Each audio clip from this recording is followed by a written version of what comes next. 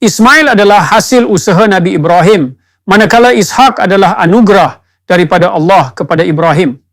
Dari perspektif Islam, Ismail dianggap sebagai hasil buah daripada usaha dan pengorbanan Nabi Ibrahim, manakala Ishak merupakan kurniaan istimewa daripada Allah sebagai ganjaran atas kesanggupan Nabi Ibrahim untuk mengorbankan anak sulungnya, Ismail. Berikut ialah penjelasan dari sudut pandangan Islam. 1. Ismail. Beliau adalah anak sulung Nabi Ibrahim bersama Hajar. Ketika Hajar dan anaknya Ismail berada di padang pasir, Allah mengurniakan air melalui telaga Zamzam.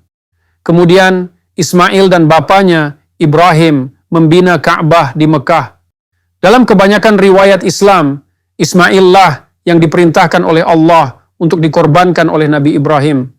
Namun pada saat akhir, Allah menggantikan Ismail dengan seekor kibas. Peristiwa ini dikenang dalam sambutan Aid al-Adha. 2. Ishak. Beliau adalah anak kedua Nabi Ibrahim bersama istrinya, Sarah. Dalam naratif Islam, setelah menghadapi ujian besar berupa penyembelihan anak sulungnya, sebagai balasan atas keimanan dan kepatuhannya, Allah memberikan seorang lagi anak, yaitu Ishak, melalui Sarah.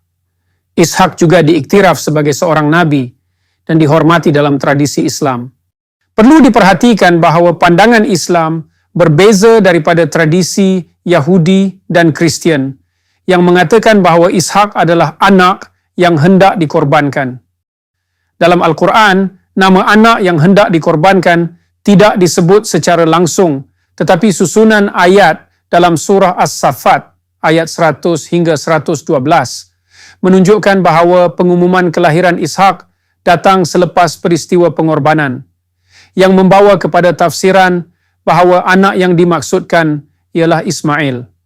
Makna perkataan nafilatan dalam surah Al-Anbiya ayat 72. Perkataan Arab nafilatan dalam surah Al-Anbiya ayat 72 merujuk kepada maksud tambahan atau anugerah tambahan. Dalam ayat ini Allah menyatakan bahawa Dia mengurniakan Ishak dan juga Yaqub sebagai tambahan nafilatan kepada Nabi Ibrahim. Penggunaan perkataan ini sangat penting kerana ia menandakan bahawa Ishak dan Yaqub adalah kurniaan luar biasa dan tambahan daripada Allah di atas kelahiran Ismail yang lebih awal. Ini menggambarkan betapa melimpahnya rahmat dan kurniaan Allah kepada Nabi Ibrahim.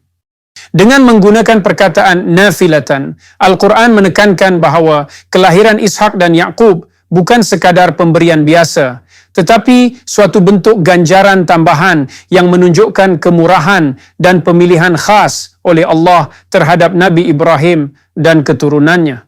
Kesimpulan, penggunaan perkataan nafilatan dalam konteks ini adalah untuk menekankan keistimewaan anugerah Ishak dan Yaqub sebagai tambahan kepada Ismail, sekaligus menunjukkan kelimpahan rahmat, kasih sayang dan pemilihan ilahi ke atas Nabi Ibrahim sebagai bapa kepada para nabi.